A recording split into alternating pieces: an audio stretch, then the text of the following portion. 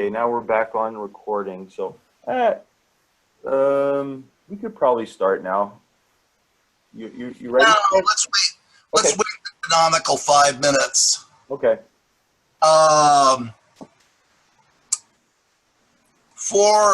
Three students and one former student are in this talk. Elisa Lee and Kurt Schultz and Eric Gokin, and they all know this because I all told them this morning during Astrophysics group meeting. But Kylie Ford is also in this talk, and so are Ed Lorentz and Mitchell Feigelbaum and Werner Heisenberg and Lev Landau and Chandra Zakar. So they're an excellent company. Here we go. This is okay. Here we go. Sure. I'm not sure. Go ahead and get started. So today, our colloquium speaker is our own Dr. Fred Ringwald. Dr. Ringwald did his undergraduate degree. He was actually a double major in physics and astronomy from Northwestern. He got his PhD at Dartmouth. Then he moved on through several postdoc positions. So he was a research fellow in astrophysics at Keele University. Then he was a postdoc at the famous Planetary Science Institute in Tucson, Arizona. And then another postdoc at Penn State University. After that, he was a visiting assistant professor at Florida Tech before finally landing here in, was it 1999, 2000, and he's been here ever since. He's had grants for observation runs on the Hubble Space Telescope, Chandra X-ray Observatory, various other space-based and ground-based observatories. And with that, I'm going to turn it over to Fred, and he's going to tell us about nonlinear astrophysics at Fresno State. Fred? Hi, folks. Something I wish we had in the physics department that we have never had is a course, 100-level course, which will have to start out as a 175T special topics course, of course, on nonlinear physics. We do not have one, and I think it's a hole in our curriculum. And I could teach one about as well as I taught computational physics. That one time in 2000, you and I taught it, and we learned a lot, and we decided to really do this. We need somebody who's really an expert on this topic. 17 years later, Professor Vitali was hired. So this may be, you know, how history tends to repeat itself. So today I will tell you about research in nonlinear astrophysics at Fresno State, which basically grew out of our research in all kinds of astrophysics at Fresno State. The point is that many of the phenomena that we're looking at, many of the phenomena in the universe are turbulent. And turbulence is fundamentally a nonlinear phenomenon. It's been called the last great unsolved problem of classical physics.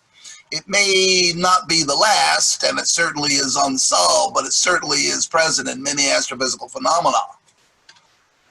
And this was the problem that challenged the sharpest minds of 20th century physics and made them dull. Probably because conventional pencil and paper theory doesn't really work. But we got computers now, so they are absolutely fundamental for this. And of course, as I do with every colloquium talk, I have to do my mandatory plug for the astronomy program. Fresno State Physics is a vigorous astronomy program with our campus observatory here, and these are not my students. Yeah, as they get older, they look younger and younger all the time, but it's not that bad yet. Our remote observatory, which did not burn up in the brush fires, and the other telescopes at Sierra Mote are opening their roofs for the first time since the fire tonight. So I am hoping with my students, we can get more use out of it because we haven't been using it at all lately. Our projects with Hubble Space Telescope, other NASA spacecraft, and observatories worldwide. There's Dave Reynolds at the controls of the 1 meter telescope at Kitt Peak in Arizona. Students are welcome to participate in hands-on research on exoplanets, which are planets around other stars. Current student Lee 0114-1990. Okay. Students are welcome to participate in hands-on research on exoplanets, which are planets of other stars. Current student Armando Guerrero is doing this with data from NASA's test spacecraft. Cataclysmic variables, several students are doing research on this. Flare stars, starbursts, quasars, and black holes, like current incoming grad student Chance Spencer is doing. There is a really good book that students should look at called A PhD is Not Enough by Richard Feibelman.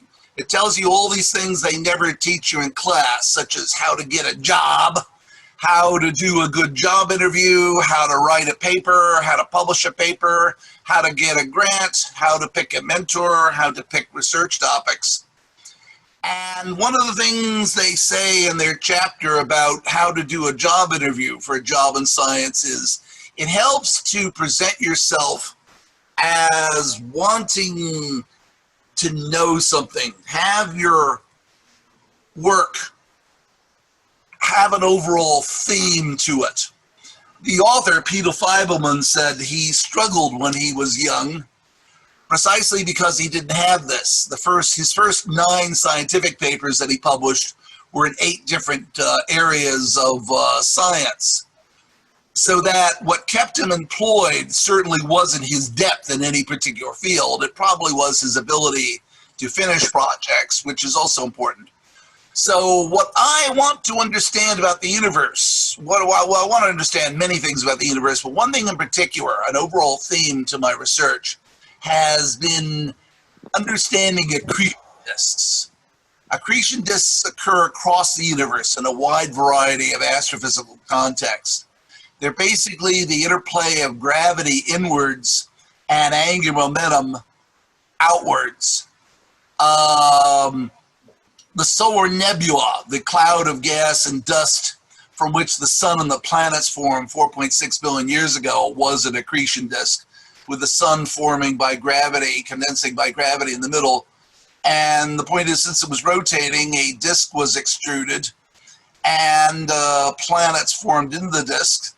This is widely held as an explanation why the planets of the solar system are all in the same orbital plane. Pluto, of course, is 17 degrees off the ecliptic plane, but we now know Pluto isn't a planet. And one of the reasons why we think the solar system formed in this way is Hubble Space Telescopes. One of Hubble Space Telescope's biggest hit has been the discovery of these protoplanetary disks around other stars. Protoplanetary disk is a bit of a mouthful, so they're called proplyds. But yeah, stars forming with disks in which there are planets forming. There are also planetary rings, like the rings of Saturn, with this image taken at Fresno State's campus observatory. I mainly do research on accretion disks in close binary star systems for reasons that I will tell you soon. And the point is, there are not only relatively little disks around a single planet or a single star, there are much bigger disks. The whole Milky Way galaxy is a disk galaxy. This is not the Milky Way. This is NGC 891, but it's thought to resemble the Milky Way edge-on, a disk galaxy. Again, gravity is holding it to get together, but since it's rotating, angular momentum flattens it into a disk. And we are now reasonably sure that just about all galaxies have big black holes in their center. Andrea Getz, who was Doug Singleton's lab partner when they were undergraduates at MIT, won this year's Nobel Prize for measuring the mass of the big black hole in the middle of the galaxy we live in, the Milky Way. And no, don't worry, there's no chance we will fall into the black hole. We're orbiting it stably. But there's no shortage of galaxies where plenty of stuff is falling into the black hole in the center, and therefore being squeezed by the black hole's tremendous gravity and radiating lots of electromagnetic radiation, including visible light and especially X-rays and gamma rays, with jets of radio emitting plasma shooting out perpendicular to the disk. How that exactly works, the physics of which are left open as an exercise to the student. So we see accretion disks across the universe in a wide variety of astrophysical contexts. They're a basic thing in the universe. And we understand the physics of accretion disk about as well as we understood the physics of stars about 100 years ago. In other words, not very well at all. 100 years ago, of course, they didn't even understand nuclear physics, so they didn't really know how stars shine. They didn't know how they form. They had some ideas that they're formed under gravity. This idea goes back to 1740. And now we understand the structure and evolution of single stars surprisingly well.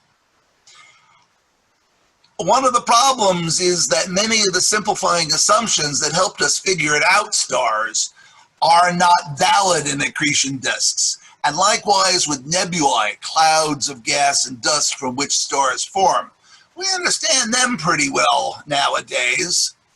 Again, many of the simplifying assumptions that helped us figure out nebulae do not work, are not valid in accretion disks. Accretion disks are neither fish nor fowl. And being such a basic constituent of the universe, present in so many different contexts, it is really a scientific embarrassment we do not understand their physics better than we do. So I'd like to do something about this. One of the basics of accretion disk physics is accretion disks of nearly all kinds are turbulent. In the binary star systems I observe, where you have a normal star filling its gravitational equipotential and spilling gas onto a burned out cinder that used to be a star or white dwarf. So it's essentially a point mass. So the accretion disk, you get a really nice accretion disk in this one.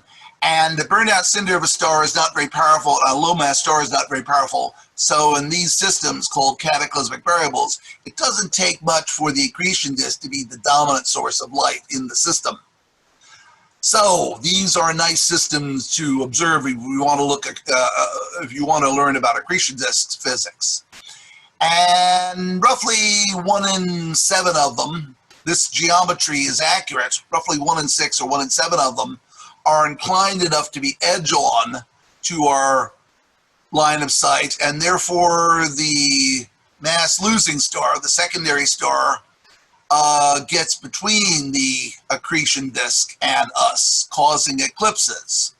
And observing eclipses, of course, you can measure the orbital period of systems like this. And it was observed actually quite some time ago, in 1971, that accretion disks flicker. Actually, it had been discovered in 1948 that accretion disks flicker radically. But in 1971, it was noticed that in an edge-on, eclipsing cataclysmic variable like this, the flickering goes away during eclipse when the mass-losing star is in front. So therefore, once and for all, this established that the flickering comes from the accretion disk. And this erratic flickering is thought to be from turbulence in the disk. And there's plenty of evidence that there is turbulence in accretion disks. And this is poorly understood. Turbulence is poorly understood. Turbulence is a basic phenomenon of fluid mechanics, and we still do not understand it. Notice that here is a candle burning and the smoke goes up in a nice laminar smooth column, and then after it cools a bit, it breaks up into turbulence. Why this happens, we do not know why. So fluids switch from laminar flow to turbulent flow when their Reynolds number exceed about 2,400. No one still knows why. The Reynolds number is defined to be the flow speed times the size of a turbulent eddy divided by the kinematic viscosity, in other words, the fluid friction. It can be thought of as roughly the ratio between the inertial forces and the viscous forces in the disk. Many of the great minds of the 20th century, including Werner Heisenberg, Lev Landau, and Subramanya Chandrasekhar, all blunted their lances on the theory of turbulence. They all tried to develop theories of turbulence and were unsuccessful at it. Russian mathematician and physicist Andrei Kolmogorov in 1941 developed the most successful theory of turbulence, in that he took a statistical approach to find the distribution of the velocities. He didn't try to model the behavior of every fluid element, in other words, every droplet. Nowadays, people like Stephen Wolfram are trying to model turbulence not with pencil and paper theory, but with computer simulations, particularly cellular automata. And while they have made some progress, the consensus is still they're not out of the woods yet. We still do not have a definitive theory of turbulence. Turbulence is fundamentally a nonlinear phenomenon, so I should tell you a little bit about nonlinear dynamics. And it started with Newton, 1687, to compute ballistic motion with air resistance. Remember in physics 4a, you compute the motion of a baseball flying through the air, ballistic motion, and you neglect air resistance. And when I was an undergraduate taking physics 4a, I thought this was absolutely ridiculous. And here we go, Professor Noodle's favorite physics equipment. All these simplifying assumptions you have to make in most of the classes of the physics curriculum. Here is a Hookean spring, a perfectly elastic spring, attached to a massless spring draped over an inertialess pulley, attached to a point particle on a frictionless plane. And hey, they forgot to neglect air resistance. So, Newton realized this. The point is that physics 4a and most other physics we study in the physics curriculum work as well as it does with these simplifying assumptions is really a testament to Isaac Newton's brilliant ability to think abstractly, to get to the parts that are relevant and ignore the irrelevant parts. But you can't neglect air resistance if you're designing a parachute. So, Newton tried. He solved ballistic motion with air resistance.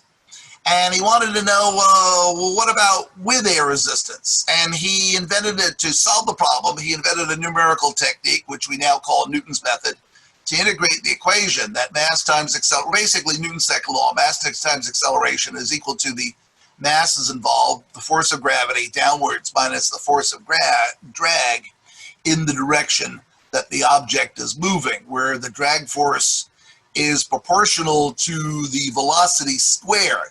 Notice, velocity squared makes it a nonlinear equation. So notice that this equation is nonlinear. Newton worked it out. He realized that you had to solve the problem numerically, in other words, iteratively. He couldn't find a nice, neat paper and pencil analytic solution. So he realized he would have to cut it up into bits, and for each bit solve, the first small bit, solve where it went, and then use that as the beginning of the next bit, and then beginning of the next bit, the next beginning of the next bit, and so forth. And he did get the right answer. And much of what I will show you in this talk is based, since it's nonlinear, to solve these things, we have to do it numerically and iteratively. In other words, the output of the first step is the input of the second step, and so forth. Newton complained about the large amount of pencil and paper calculation he had to do. There were no computers in those days, and that was the end of that. So Henri Poincaré rediscovered nonlinear dynamics in 1892. He was trying to compute the three-body problem, which is how to predict the motion of the moon, because the moon doesn't just orbit the Earth. The the Earth and the moon together orbit the sun. So to calculate where the moon is in the sky, how the moon moves through the sky, you've got to account for the motion, the force of gravity of the Earth and of the sun. And adding a third body, if it had just been the Earth going around the sun, that was a solved problem. Newton solved that problem, and relatively easy to solve with calculus. The two-body problem, but adding a third body does not make the problem 50% harder. It makes it infinitely harder. There still is no definitive solution to the three-body problem, although, again, with computers, we can do a lot more than we used to. Henri Poincaré was trying to do this with pencil and paper in 1892. He complained about monsters, which he meant that the nonlinear differential equations were sensitive to initial conditions. In other words, very slight differences in where you start, where the motion starts, very quickly turns into large differences in the outcome of any calculation about the motion. And Poincaré noticed this, and is unlike the two-body problem to predict the motion of Earth around the sun. Poincaré also complained about all the pencil and paper calculation he needed to do. No computers in those days, so that was the end of that. Fast forward to 1961, Ed Lorentz got a computer in his office. Back in 1961, that was a huge privilege. Computers appearing on everybody's desk really did not happen until a good 20 years later, well into the 1980s. And he did research with this for a couple of years and then published his paper about it in 1963. And again, the computer that he had, your average digital watch could run rings around. Old technology often looks comically primitive compared to what we can do today. But in his very first paper, he discovered strange attractors and the butterfly effects. Ed Lorentz was a meteorologist, so he was doing computer simulations with his computer of weather. He was trying to predict weather using computer simulations with the equations of hydrodynamics, which are nonlinear. What is a strange attractor? Well, a regular attractor, not just a strange attractor, but any attractor is a region of phase space of a dynamical system. In other words, if you plot position versus momentum, where does it go? Strange attractors are attractors that have fractal, or in other words, self-similar structure. This indicates chaos, which is sensitivity to differences in initial conditions, also called the butterfly effect. Ed noticed that in his computer simulations, that tiny differences in initial conditions could quickly become amplified to large differences in the outcome. And Ed did not make up the term the butterfly effect. It's not known who exactly did it. It might have been the person of a conference where he showed this off. But the well-known analogy is that a butterfly flapping its wings in Russia could affect the weather in Texas, could cause a tornado in Texas in 2 weeks. So a tiny little perturbation could be amplified into a huge difference in the outcome. Small differences in initial conditions are turned by the nonlinearity of the differential equations into potentially into large differences in outcome. And therefore this comic about the butterfly effect. Two butterflies reading an obituary of a fellow butterfly who's just died, and one says to the other, he had a short but interesting life. For instance, did you know that he was once responsible for a tornado in Texas? People often misunderstand this. It is not the case that every flap of every butterfly's wings causes a tornado in Texas or anywhere else. Most small perturbations are damped out by dissipative forces, but some of them can and do make large differences. And to tell you more about attractors, two examples of attractors of non-chaotic systems and a strange attractor, the Lorentz attractor, which Ed Lorentz discovered in his computer simulations of weather, which is chaotic. So here's an example of an attractor Here's here and here are two examples of attractors of non-chaotic systems. Namely, the first one is a simple pendulum, where notice in physics 4a we approximate by being linear, and the pendulum moves, you start it out, you pull it over here, and it starts out initially at speed z, and you let it go, and it goes up to a high speed, and then over the other end of the low speed. So starts out at speed 0, up to a high speed, then back to speed 0 on the other end, and then it swings back, so high speed in the opposite direction, and goes around a sinusoid. And that's how the velocity goes, and this is how the position goes. You start out with the pendulum pulled all the way back, so minus x, the largest value, and you let it go, and it swings through the midpoint. When it gets through the midpoint, it's traveling the fastest, x equals 0, and then it swings all the way over to the other end, x is equal to plus the maximum amount at which it stops, so the velocity is 0. And again, there's both the position and velocity have have sinusoidal trajectories. They're called trajectories. And if you plot position versus velocity in phase space, in a phase diagram or phase portrait, if you haven't heard of these yet, you no doubt will if you take Carl Runde's excellently taught Physics 105A and B courses. But phase space, looking at motion in abstract mathematical space, can help you examine it, can help you learn about it, particularly for chaotic motion. But for non-chaotic motion, like a simple pendulum, again, plot position versus velocity, and in phase space, position versus velocity, it will trace out a circle. So this circle is an example of an attractor, a non-chaotic attractor, an attractor of a non-chaotic system.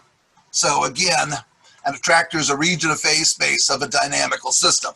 So here is an example of an attractor of a non-chaotic system. Another attractor of a non-chaotic system is a pendulum where now you take friction into account. Say there is friction in the pivot, such as a real one. And notice that a real pendulum, since there's friction in the pivot, the amplitude of each swing will get less and less as the pendulum loses energy. And therefore the attractor, the path in phase space is a spiral, and the attractor for this non-chaotic system is this point, is the equilibrium point right in the middle here. Okay, for a strange attractor discovered by Lorentz, therefore often called the Lorentz attractor, although there are other kinds of chaotic attractors. Notice that in an oscillating chaotic system like weather, nonlinear hydrodynamics, where there's dissipation, therefore it's nonlinear, the Navier-Stokes equations are working. Notice that you plot out the motion of any particular fluid element, any particular droplet in a cloud in the atmosphere, and it will not give you a nice, simple attractor. That is either a nice, simple closed shape or a point. It will give you this approximately periodic function that never retraces itself. And if plotted as a trajectory, the trajectories, here we go, the trajectories diverge exponentially, and that is what defines chaos. So strange attractors are attractors that have fractal or self-similar structure. In other words, both big features and little features that look similar to each other and are repeating. This indicates chaos, which is sensitivity to difference in initial conditions, also called the butterfly effect. Formally defined as, chaos is, turbulence is also fractal, in other words, self-similar in space and in time. In other words, you have both big turbulent eddies and little turbulent eddies, and long-lived ones and short-lived ones. So there's self-similarity and turbulence in both space and in time. Chaos is not random behavior, as in quantum mechanics. In quantum mechanics, you have truly random behavior.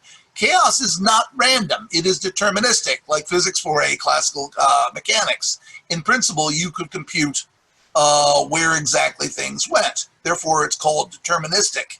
As in classical mechanics, it is classical mechanics, although different paths through phase space diverge exponentially.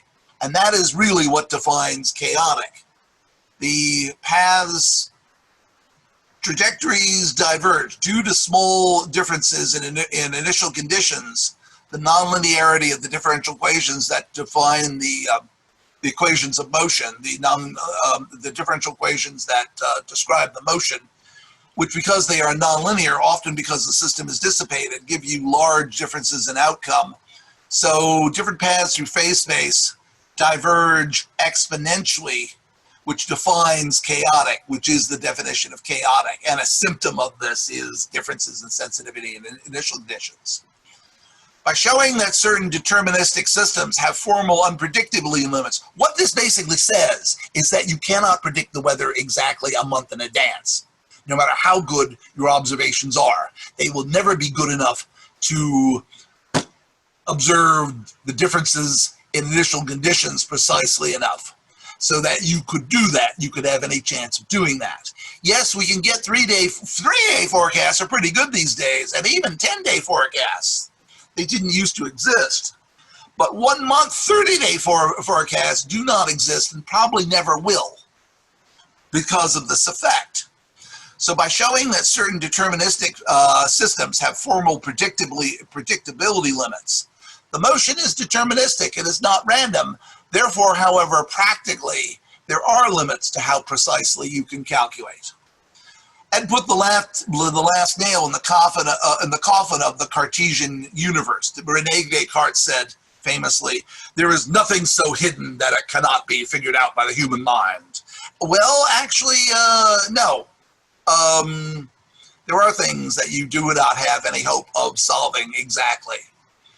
But you can do it numerically well enough, often, and fomented what some have called the third scientific revolution of 20th century physics, following on the heels of relativity and quantum physics. So said one of his colleagues in the meteorology department at MIT. And Ed was pretty much universally ignored for over 10 years, well into the 70s. One reason being he published in a specialized meteorology journal, and other meteorologists did not know what to make of this. This is not really meteorology, this is basic physics.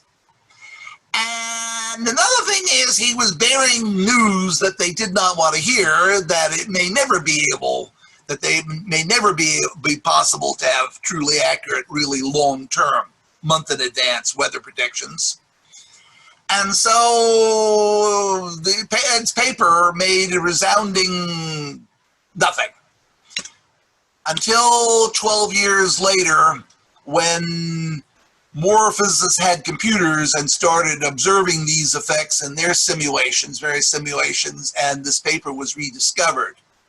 Ed has now died, so he will never get the Nobel Prize, but he probably deserves it for that. He probably deserved one. Chaotic systems can be quite simple. It is not true that chaotic systems are necessarily complex.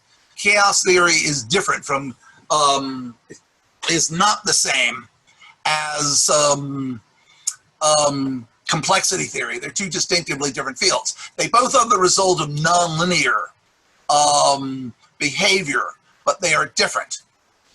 Chaotic systems can be quite simple. The double pendulum is one, a pendulum hanging from the bob of another pendulum, and you let them go.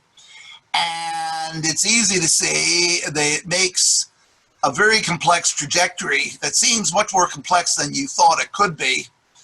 And you plot them in phase space, and again, you see strange attractors, divergences, exponential divergences in the motion due to the nonlinearity. And to illustrate this, I actually have a real demo. And Here we go. It is a genuine double pendulum. And made very excellently, as always, by Dave Bazink. And here we go, a double pendulum, one pendulum swinging off the bob of another. And the motion that it will show, I don't know about you, but it looks to my eyes like it should be too complex to be believed, but there it is. Notice, counterclockwise, now clockwise, then counterclockwise, then clockwise. Now,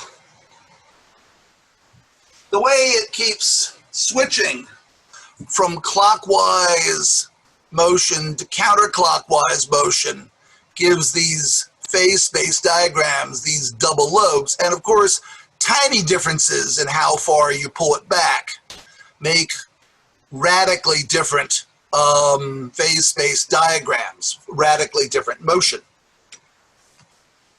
Let me get my chair back so I can.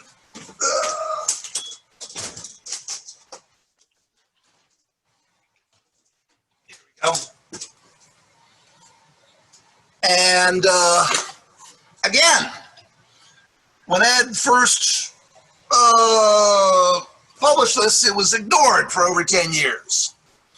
Nobel Prizes had been awarded for nonlinear optics. Nicholas Bloembergen got one in 1981, and for nonlinear equilibrium chemistry, Ilya Prigogine got one in 1977. None have been awarded for nonlinear dynamics. This may be because the problem of the onset of turbulence is still unsolved. However, interesting mathematics has been done. Mitchell Feigenbaum has long been cited as a person who deserved the Nobel Prize and will never get one now because he died last year. Nobel Prize has to go to a living person. Otherwise, Einstein would have probably won about 6 or 8 of them. He did get one, but he'll never collect the others because he's dead.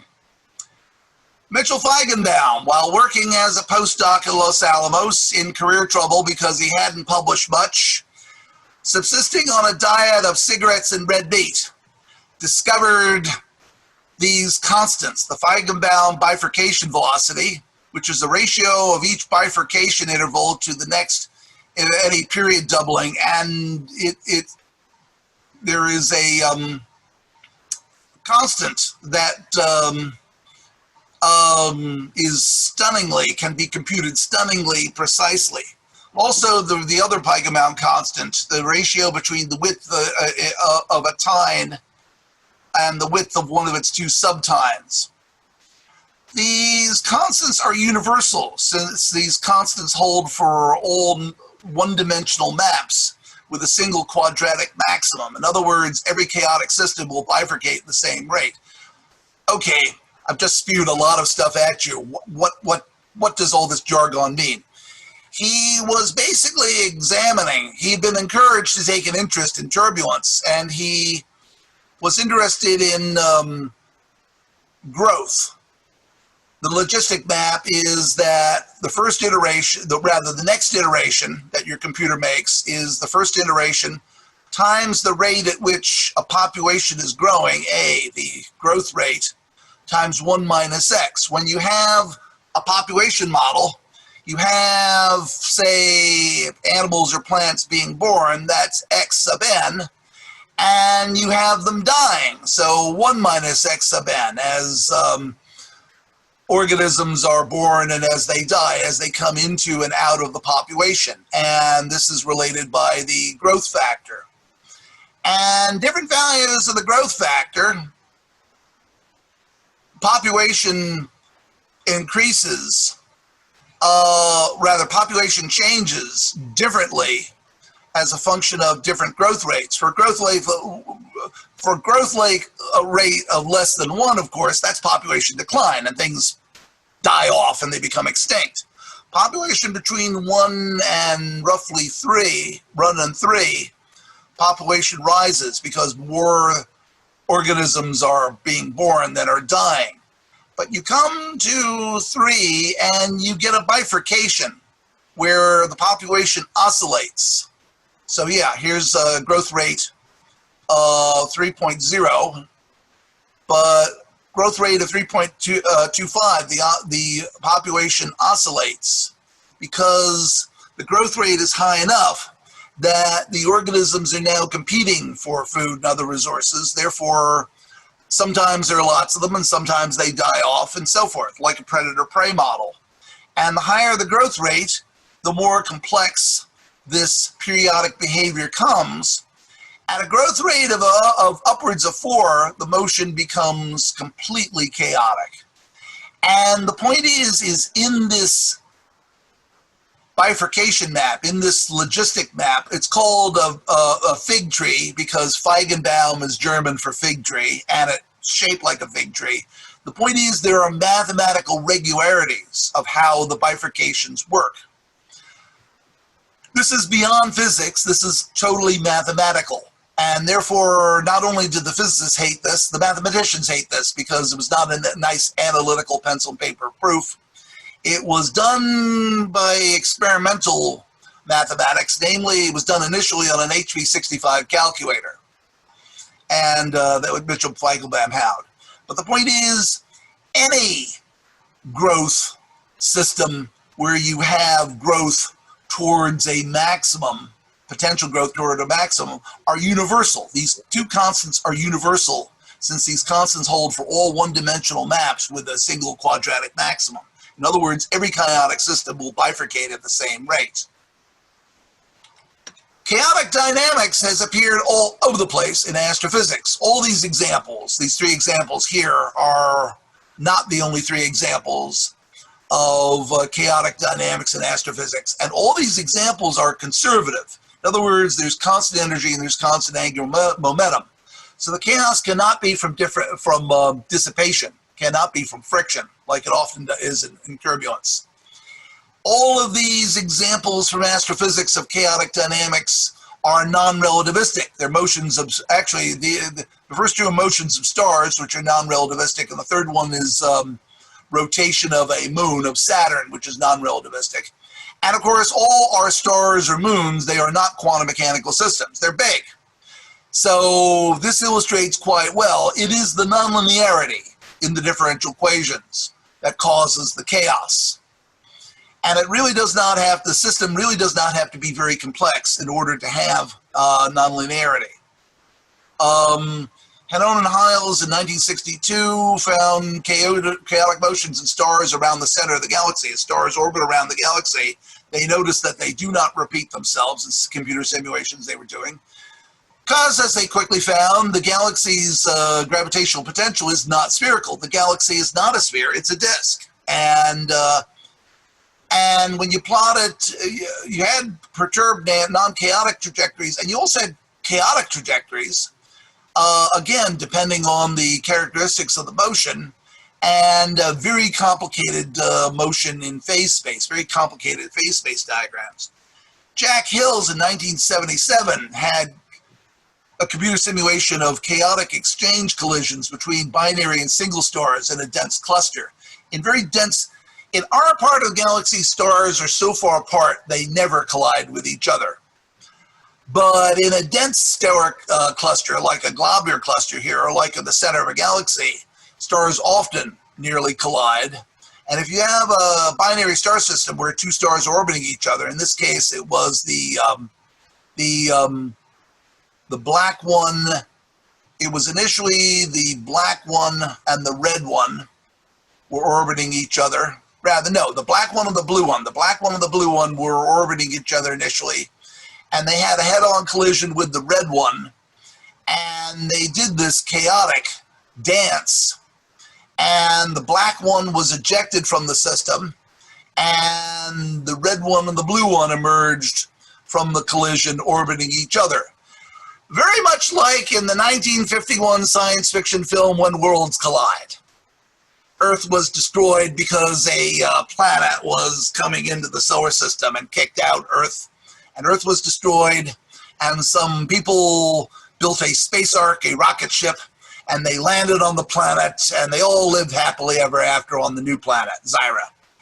And in 1984, Jack Wisdom, again, doing at MIT, doing computer simulations, realized that the moon of Saturn, Hyperion, as you can see, is not spherical. It is the largest non-spherical body known in the solar system. It's about the size of the big island of Hawaii or the great state of Connecticut or Yellowstone National Park, about 410 kilometers by 260 kilometers. And because of its irregular shape, the gravity of other moons of Saturn perturb it, making the rotation impossible to predict more than a couple of months in advance. In other words, chaotic, as it is torqued by the gravity of other moons. So this is classical mechanics, and this is celestial mechanics. It's conservative, and it's conservative.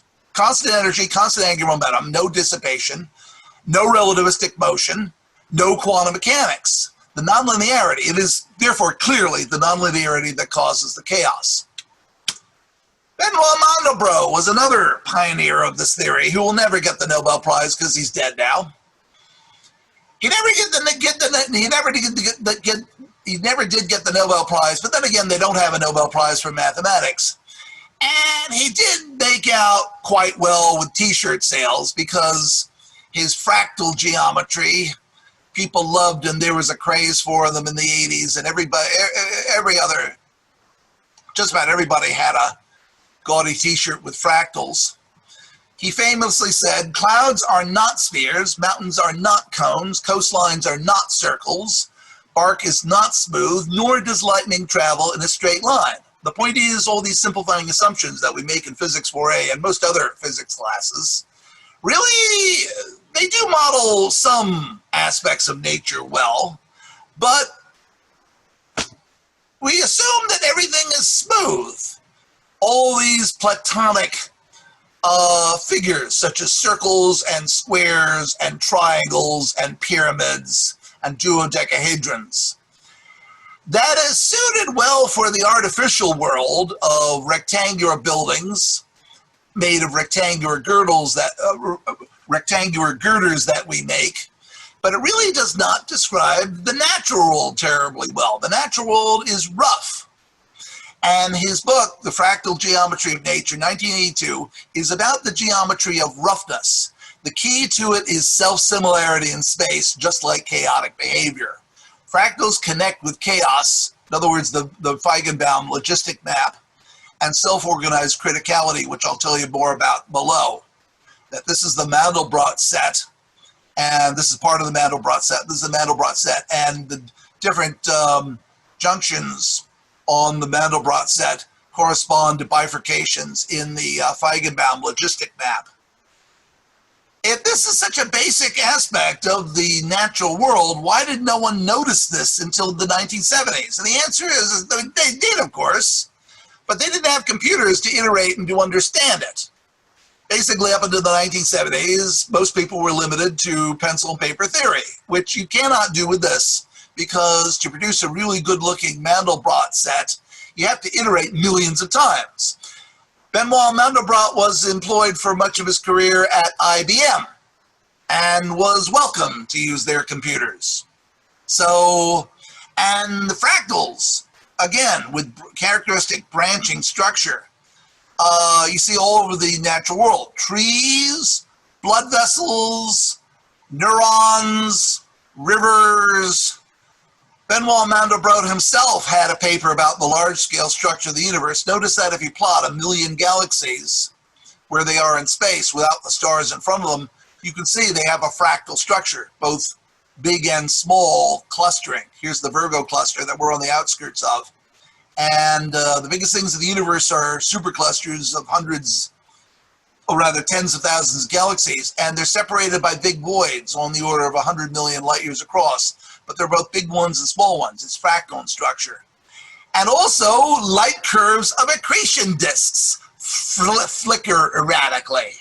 And Physics 290 student Elisa Lee is now calculating the fractal dimensions, in other words, a quantitative measurement of the roughness of the flickering light curves of quasars, which are active galaxies with accretion disks around the black holes in their centers. And I hope that she will eventually progress to those in binary star systems so she can compare them.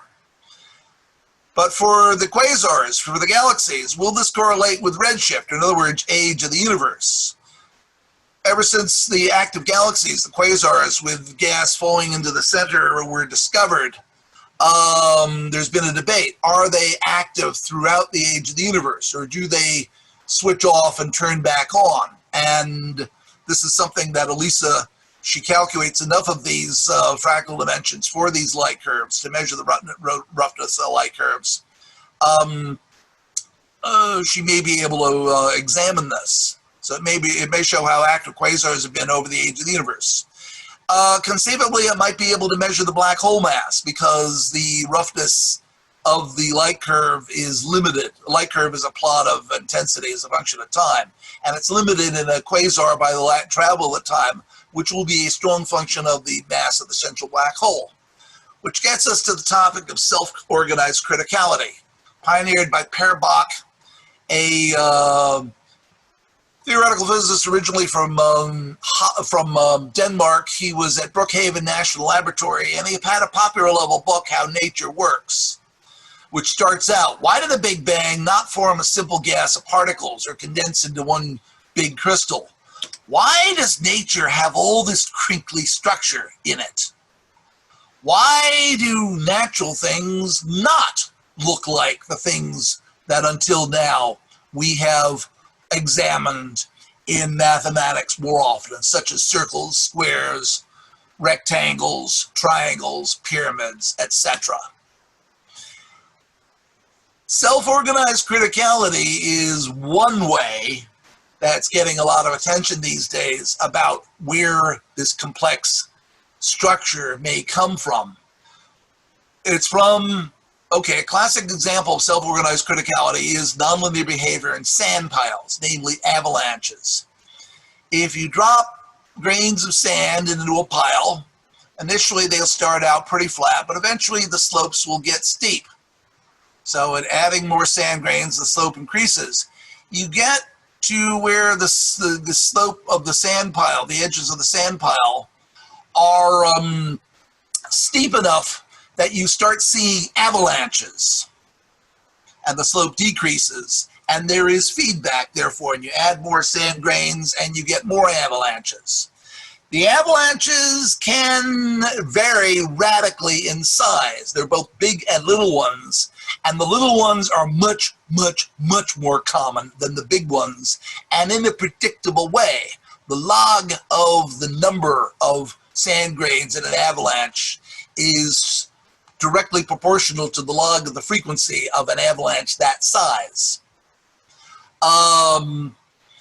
Again, Per Bach had been working on phase transitions, so the idea of a critical state was an idea that had been in his mind. Self-organized criticality needs two things: a continuous energy input source, which is why a lot of the structure in nature seems to go against the formation of a great deal of the crinkly structure in nature seems to go against the second law of thermodynamics. Second law of thermodynamics tends to smooth things out, but of course that assumes that there are no energy inputs.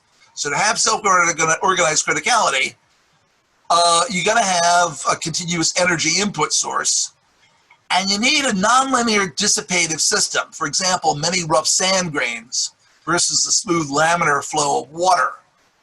Self-organized criticality has two signatures. In time, the presence of 1 over F noise, in other words, erratic flickering, and in space, the emergence of scale variant or fractal structure, like in turbulent eddies, like in turbulence.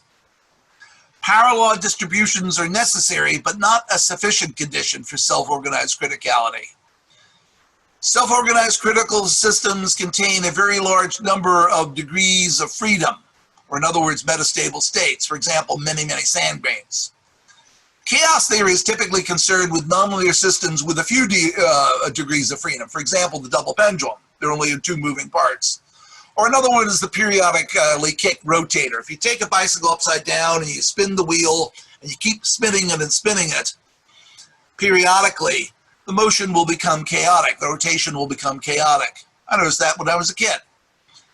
A fundamental difference of self-organized criticality versus chaos is that individual self-organized critical events, for example, avalanches, are statistically independent in time and space for self-organized criticality. But in chaos, fluctuations in a nonlinear chaotic system are subject to a deterministic time evolution prescribed by a system of coupled differential equations, and therefore not statistically independent.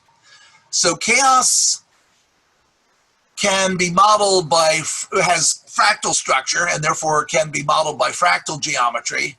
And self-organized criticality also has self-similar behavior, and therefore can be limited by fractal structure. So self-organized criticality and chaos are both related to fractal geometry, but they're not terribly well coupled with each other. They're not terribly well related to each other, other than, of course, the origin of the funny behavior, the complex or chaotic behavior, is the nonlinearity of the system.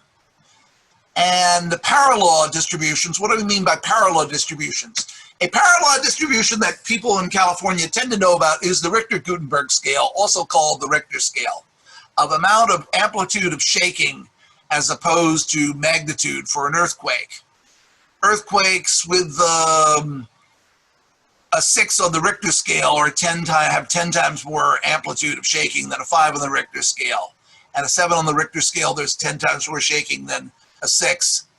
The one that destroyed San Francisco in 1906 was an 8 on the Richter scale, and that was 10 times more shaking than the one that destroyed Haiti in 2010, because Haiti is a very poor country and the buildings are not well constructed. Our one and only Professor Munoz, when he was a 4-year-old kid, told me he slept through the largest recorded earthquake. It was offshore of Chile in 1960. It was a 9.5 on the Richter scale. You realize that was 30 times more shaking than the one that destroyed San Francisco. Ones that are 9 in the Richter scale, you can actually see the seismic waves moving through the solid earth as they're coming towards you. Another example of a parallel distribution are impact hazards. Diameter of the meteoroid versus average time between impacts with Earth. And notice that dust grains, very common, and big ones like can cause the extinction of the dinosaurs are rare. So you want to plot it. You don't want to plot it on a log linear scale. You want to plot it on a log scale. Notice this is log of the diameter of the meteoroid versus log of the average time between impacts on Earth. And notice you get a nice straight line. And it shows that, yeah, the little ones are very common. Most meteoroids, or most meteors, shooting stars you see in space, they're not shooting stars. They're dust grains burning up in the Earth's atmosphere. They're very common. Ones that could cause, such as the one that caused the extinction of the dinosaurs 66 million years ago, was 10 kilometers across. Those occur only once every 100 million years, just as well. And it hasn't been 100 million years since the dinosaurs became extinct, so we're not overdue for one. I know people who make a living scaring people by saying, fund my research or you'll be creamed by an asteroid. I think that's just awful. Parallel behavior and self-organized criticality you see all over the place. Again, read Benoit Mandelbrot's book about fractals and you start noticing fractal structure. Leaves in trees and branches in trees and roots of trees. And you start seeing this stuff all over the place. Stellar flares are well known to have a paralaw structure. In other words, really powerful ones, actually, what is it? Not so powerful ones are common, and really powerful ones are rare. Again, the log of the flare energy is strictly proportional to the log of the cumulative number of the flares. Flares with energy less than a certain energy. And accretion disks are thought to do this because the mass flow is not perfectly smooth. It bunches up, and a friend of mine in Japan, Shinmin Shigi, had a nice cellular automata model of this. And it models the flickering, the erratic flickering of cataclysmic variables. And you see stellar flares, cataclysmic variables, accretion disks, black holes, pulsar glitches, soft Gamma repeaters, all over the place. Cosmology, active galactic nuclei, in other words, big accretion disks. Quantum gravity, and in material physics, sand piles, rice piles. Rice piles work better because they don't stick together the way sand grains do. Friction. You don't cook them. Yeah, well, when you push a box across a floor, notice that the motion is often jerky, and that is self-organized criticality. Turbulence and Tokamak plasma, plasma confinements. They go, so lots of examples from laboratory material physics, laboratory plasma physics. Lots of examples from biophysics, evolution and extinction, neurons firing, learning and memory, heart rate, epileptic seizures, flying formation of birds, termite nest architecture, over and over.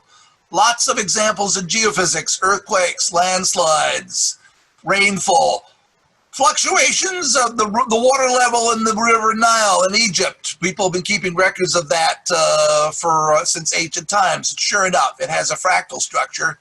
And in human activities, in the social sciences, sizes of cities. New York, Los Angeles, and Chicago are the biggest cities in the United States. Notice there aren't many of them, but there are lots and lots of small towns, and if you plot the distribution, you get a nice straight line power law approximately. Stock market fluctuations. Notice how the erratic flickering of an accretion disk looks like stock market fluctuations. Because again, you have self-organized criticality. It doesn't have to be energy. It could be information. And many people trading in the stock market are a dissipative system with many degrees of freedom. And instead of energy, you have information. And this is my worst. I scribbled this. Why?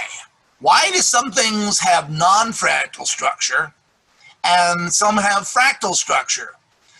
Well, non-fractal things, you have one typical size. For example, how tall people are. Your average woman in the United States is 5'4" tall. Very few of them are more than 7 feet tall, and very few of them are less than 3 feet tall. So therefore, you have a typical size, and therefore it follows a Gaussian or normal distribution, number versus size. With fractal phenomena are, for example, for things that do vary radically in size. For example, wealthy people are, you could probably not be twice as tall as somebody else, but you can be tens of thousands of times richer than somebody else.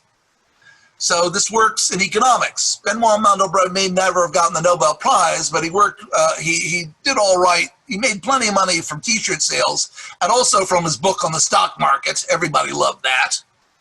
And there are many sizes over a wide range of scales. And therefore, the number of features of a given scale, as opposed to the size of a feature, follow a power law. So if you do it in log, you get a straight line. And I'm running out of time. Self-organized critical systems, and this graphic was made by Kurt Schultz. They follow a power law distribution. So the number as a function of frequency is proportional to the frequency to the power of A, where A is equal to 0, 1, or 2, and there should be a minus, there should be a minus sign there, and now I've done it. Oh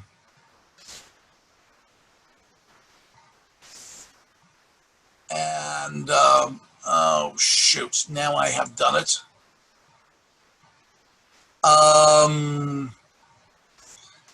Fumble. The moving finger writes. Okay, here we go. Can you see this? Self-organized critical systems have graphic by Kurt Schultz. Can you see that? Hello? Oh, Fred, yeah, we can't see it. I don't think your screen is shared.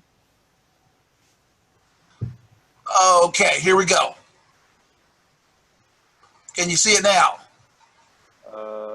Yes, we can. Okay, good. Phys 290 student who's finishing up his thesis this semester, Kurt Schultz, did this graphic. Power law distributions, again, number is a function of frequency, proportional frequency to minus A. Actually, there is a minus sign there, where alpha is the power law index is 0, 1, or 2, and is the number of events more common than those at frequency F. Alpha is equal to 0 is white noise, is perfectly random white noise with a slope on a power law plot of 0, power law index of 0. It's completely random noise with a mean of 0. The point is that self-organized critical behavior, the flickering and self-organized critical behavior, such as the flickering of an accretion disk, is not random. It is not white noise. It follows a power law slope actually between 1 and 2. Alpha power law index of 1 or 1 over F noise is common electrical signals, for example, since electrons do not flow uniformly. Electrical engineers have been seeing this for decades and thinking, oh, that's just random noise. Well, it's not really. It's what they call pink noise. Alpha is 2 or 3 is called red noise, or sometimes some people call it brown noise. And notice that brown noise, notice there's a lot more power in low frequencies.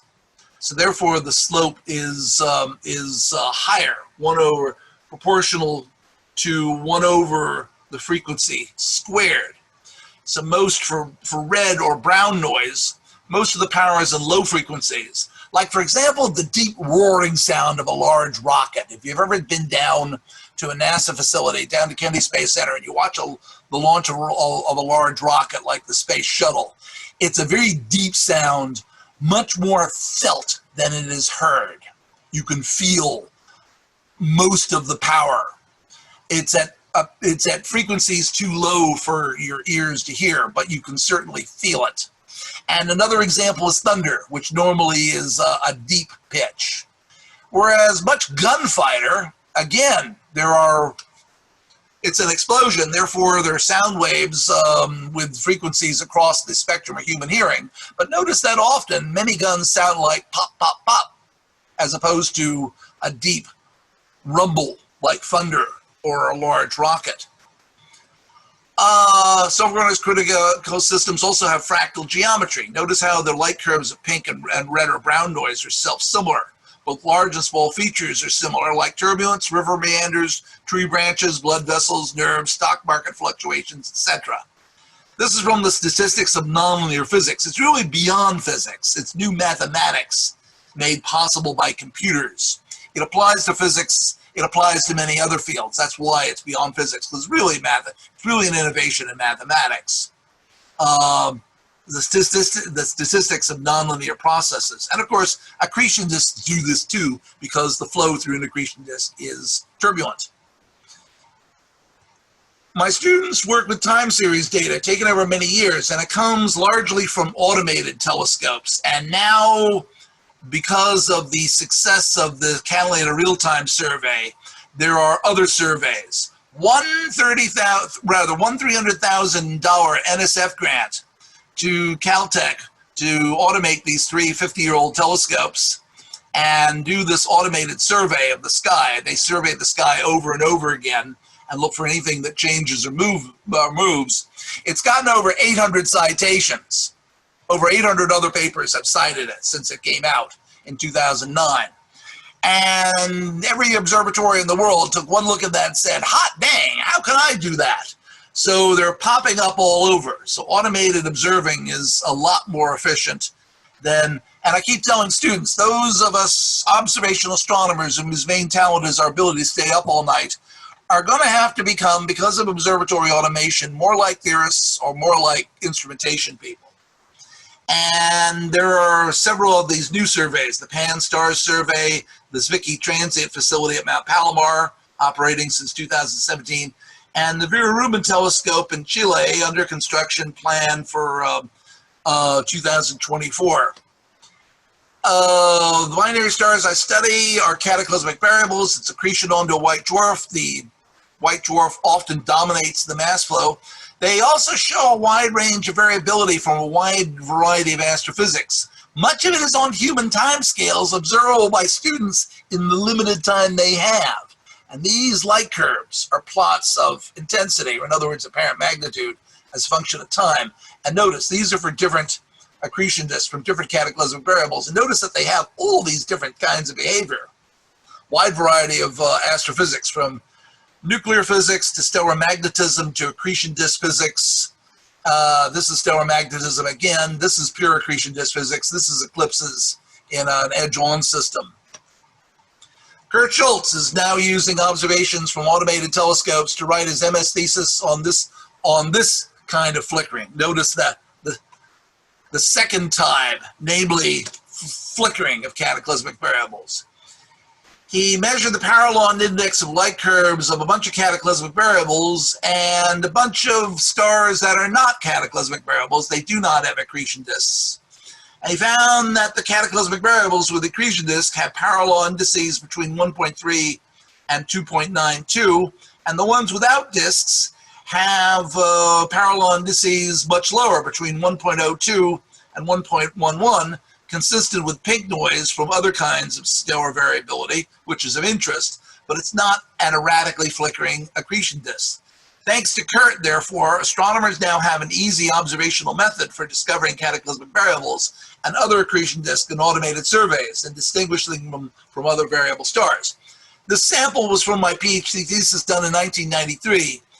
To get sufficient observations, one star at a time, for 38 stars, it took me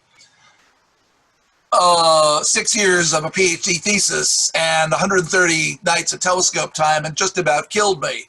With the new generation of automated telescopes, they're going to be observing thousands of these. There is no way on God's green earth anybody is going to get that much telescope time. Therefore, a nice automated way of doing it that's easy to do with automated data from automated telescope is a big deal. Kylie Ford finished her master's thesis last spring. She did her thesis on the low states, so therefore this variability here, the low state, rather, that's the flickering, that's the low states. The low states and cataclysmic variables are thought to be from star spots on the secondary star, moving or choking over the spigot point. And Mario Livia and Jim Priggle developed a theory that these low states are caused by star spots on the mass-losing star, choking off the mass flow onto the white dwarf. Star spots, like sunspots, are basically magnetic storms on the sun, like Moses parting the Red Sea. The magnetic pressure inside one evacuates the gas around it. So if one is right over the spigot point, it could choke off the mass flow. And we think that, but because we can't think of anything else, can we show it observationally? So Kylie compiled the first ever detailed statistics of the low states of cataclysmic variables that show low states, called the VY skull stars after a prototype. These statistics include the distributions of how long these low states last, how often they occur, and how faint they go. Nearly all Kylie's statistics easily fit parallel distributions with parallel index between 0.6 and 0.5, which is the pink noise expected from stellar magnetism. That plot that I showed you of stellar flares, the parallel slope is 0.8. So when I saw that, I went, wah! And not, of course, the white noise with alpha is equal to 0, parallel index of 0 from turbulence Earth's atmosphere, also called seeing. So I think Kylie's thesis makes a nice case that the low states are from magnetism on the secondary star, the cataclysmic variable. To explain Eric Goken's results, I need to point out that cataclysmic variables have cataclysms, that classical novae are nuclear explosions on the surface of the white dwarf. Dwarf novae have gravity-powered outputs from unstable mass flow through their disks. Most of the time, they're just dribbling, but sometimes they're gushing. And amateur astronomers like dwarf novae because they're always doing something. SS Cygni is the brightest dwarf nova in the sky. It was discovered in 1896. The last time observations by amateurs were sparse enough to have missed an outburst was in 1914. So they have wonderful data sets. And the American Association of Variable Star Observers, who organize the amateur observers, got an SF grant, and National Science Foundation, of course, will tell you, okay, we're a branch of the federal government, and we're giving you public money, so we want you to make the public the data publicly available. And now we're welcome to all of it. Kylie and Eric Gokin both have made highly effective use of light curves, long-term light curves over a century from the American Association for Star Observers that they just downloaded from the internet and didn't even have to ask permission. Although if we publish, we should cite their paper. Eric Gokin plans to write his master's thesis next semester on standstill variability, where you have normal dwarf nova eruptions, but you also have these standstills. Every now and then, the system will, the accretion disk will hang up in an apparent steady state about a magnitude fainter, about a factor 2 fainter than the outburst maximum. And Friedrich Meyer and Emmy Meyer-Hofmeister in 1983 developed the theory that these standstills are caused by variability in the mass transfer rate from the mass losing star, that the amount of gas being dumped onto the white dwarf changes because of irradiation from the accretion disk. These are fairly bright systems, and the accretion disk will radiate the facing hemisphere and cause an ebb and flow. And I was wondering about that because you might expect that to be periodic, and standstills are not. So Eric compiled the first ever detailed statistics of the standstills and cataclysmic variables that had them, called ZCAM stars after a prototype. These statistics include the distributions of standstill durations, how often they occur, and how bright they are. I had suspected that this would be a parallel distribution, since standstills are unpredictable, and since the physical model of Meyer and Meyer-Hofmeister assumes that they're caused by modulation of the mass transfer from the mass losing star. In other words, you would have self-organized criticality turning a periodic system into a non-periodic system. And Eric's statistics show that I was wrong. They appear to have either Gaussian or Lorentzian distribution, because notice this parallel plot does not follow a straight line. It's curved. For the high frequency ones, the common ones, there aren't so many of them, and there are many, the long-lived ones are rarer than expected. Which basically, wanting Eric to replot these plots, keep these plots to demonstrate this, but replot this as a Gaussian, because this is Gaussian behavior, either Gaussian or Lorentzian. I've asked Eric to replot these on linear scales and to fit Gaussians and Lorentzians to them. If they fit Lorentzians well, that would be intriguing, since Lorentzians often come from resonances, as in spectral lines. Resonances are known to be basic to the physics of the rings of Saturn. Gaps in the rings cleared out by the gravity of Saturn's moons are cleared out by the gravity of Saturn's moons. Might gaps from the gravitational resonances be what makes accretion disk flicker in the first place? So, 2 cases of self-organized criticality and 1 demonstration that there is not self-organized criticality. So, as in the words of Chief Joseph, sometimes the magic works and sometimes it doesn't. As Stuart Brand observed, panaceas are poison. Panaceans are solutions that are said to solve every problem. They never do solve every problem.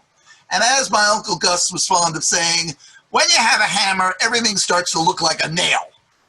So even when you have a powerful new technique, or at least new to you, be aware of its limitations. Self-organized criticality is not the only way complexity can emerge, seemingly against the second law of thermodynamics, but it does do some of it. And I should stop there now because I'm way over time.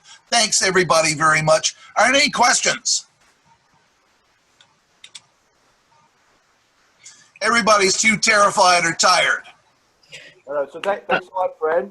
Thanks a lot. As no less than Michael Faraday observed, 1 hour ought to be enough for everybody, and I'm sorry for having abused my forum. Oh well. Thanks, Fred. Sure, Thank Kathleen. I did have a question, though. Would you mind going back over what a strange attractor is? Yes. Thank you. First of all, a regular attractor, any Any attractor, not necessarily strange, is a region of phase space of a dynamical system. So in other words, these two examples of attractors that are not strange, say in a simple pendulum. And notice that in physics 4a, we assume the pendulum is linear. But, so this is an attractor for a simple pendulum. And for a damp pendulum, where there's friction in the pivot, eventually the amplitude runs down so it reaches a spiral. So again, this is not fractal. This is not self-organized criticality. This is not chaotic motion. Attractor here is this point in the middle. So a strange attractor, discovered by Ed Lorentz, therefore often called a Lorentz attractor. Notice that the curve is not so simple. There are lots and lots of small differences between the various trajectories through space, and they never overlap each other, which is why this GIF graphic is being shown in 3D to illustrate. In 2D, you might think they cross each other, but they don't. They do not ever cross each other.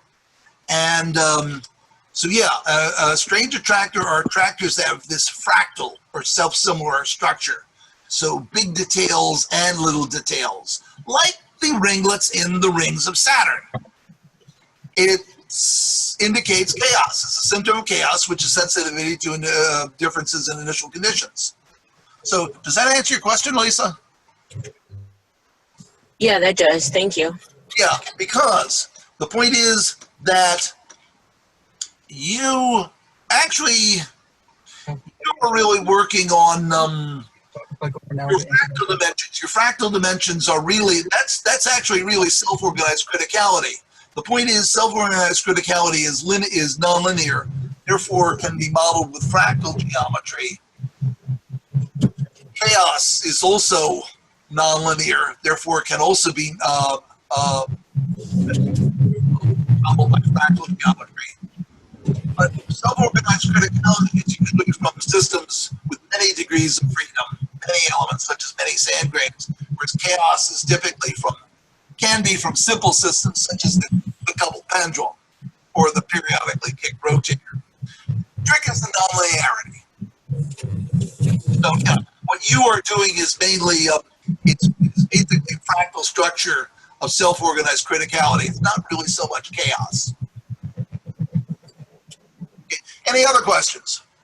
Can you think of a question? Can you ask about the embedding dimension value? What'd you say? So I think Elisa's having a discussion behind the scenes. Okay, she muted herself now.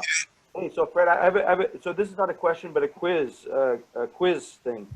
Where did Ed Lorentz do his undergraduate? Dartmouth. You're right. Yes. Your alma mater. Anyway. Well, when you're an Ivy League graduate, loud sniff, you notice these things. Sorry that you shared the office. All right. What? What'd you say? Oh, sorry. I'm sorry. I share the office. Oh, yeah, okay. But I just, all right. So are there any other questions, comments? Well, of course, Ed Lorentz was at MIT. That's where Doug was an undergraduate at MIT, and I am so jealous.